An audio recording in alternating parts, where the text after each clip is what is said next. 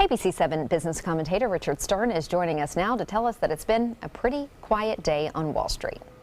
Haley, you're absolutely right. I think an awful lot of people on Wall Street are watching the basketball tournament, probably more than anything else. I like your purple, by the way. Go Northwestern. That being said, it was a quiet day. The biggest move we saw in either direction was less than 0.2% for the day. No follow through whatsoever from yesterday.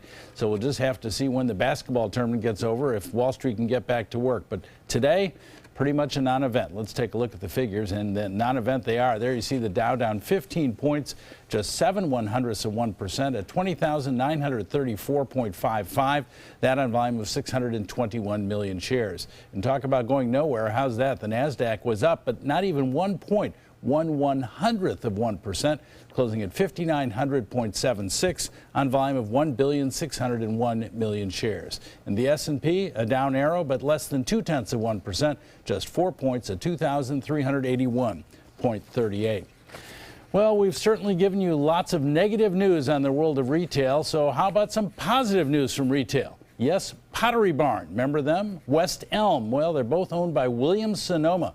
And Williams-Sonoma, Pottery Barn, and West Elm today announced that their fourth quarter sales and earnings came in much better than expected.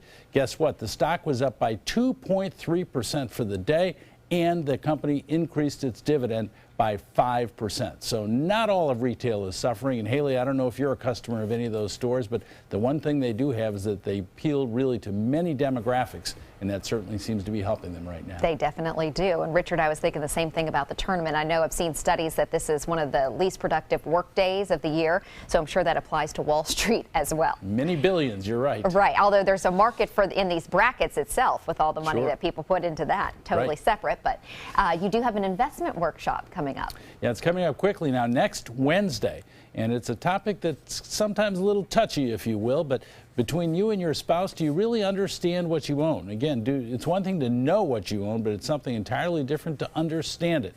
And it's going to be next Wednesday, 1:30 in the afternoon. That's March 22nd. Feel free, please, to RSVP 906-2847, 906-2847. Go Northwestern and go Wisconsin. How's that? And then Bob's Kansas Jayhawks, We and wish them Scott's well. not here, but his UF Gators too. We all have someone in the tournament. And they're winning as we speak. I know, I like it. All right, thank you, Richard. You're very welcome.